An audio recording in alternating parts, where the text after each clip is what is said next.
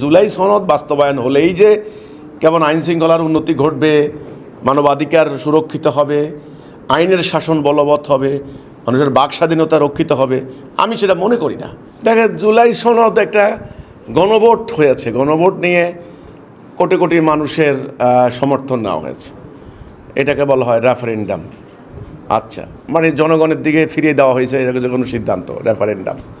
তো এই রেফারেন্ডাম হয়ে এটাকে এখন একটা বৈধতা এসেছে সংবিধানে অন্তর্ভুক্ত করার ক্ষেত্রে।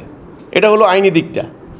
কিন্তু আমি মনে করি না, এটা তো আমি বলেছি যে জুলাই সনদ বাস্তবায়ন হলেই যে কেমন আইন শৃঙ্খলার উন্নতি ঘটবে, মানবাধিকার সুরক্ষিত হবে, আইনের শাসন বলবৎ হবে, মানুষের বাক স্বাধীনতা রক্ষিত হবে, আমি সেটা মনে করি না।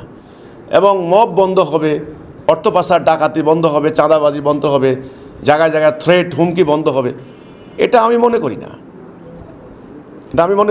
আমি মনে করি ব্যবস্থা পরিবর্তন যদি করা যায়, সিস্টেম পরিবর্তন যদি করা যায়, তবে একমাত্র এই সম্ভাবনা আছে আপনার হলো শান্তি ফিরিয়ে আসার। জুলাই সনদ বাস্তবায়ন হলেই যে শান্তি আসবে, এটা দেখেন, জনগণ কিন্তু আশা করেছিল যে একটা নির্বাচন হলে দেশে শান্তি আসবে। ওইভাবে কিন্তু জনগণ এখনও আশাবাদী হতে পারছে না। এখনও জনগণের ভিতরে ভয়, আতঙ্ক, টেনশন কাজ করছে। গত কয়েকদিনের ঘটনা বলিতে সেটা প্রমাণিত।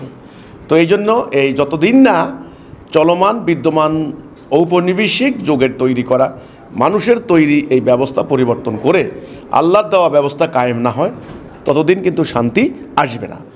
যত সনদে আপনি বাস্তবায়ন করেন, হয়তো কিছুটার ক্ষমতার ভারসাম্য হবে এইটুকু, কিন্তু আলটিমেট যেই উদ্দেশ্য শান্তি, এটা কিন্তু হবে না।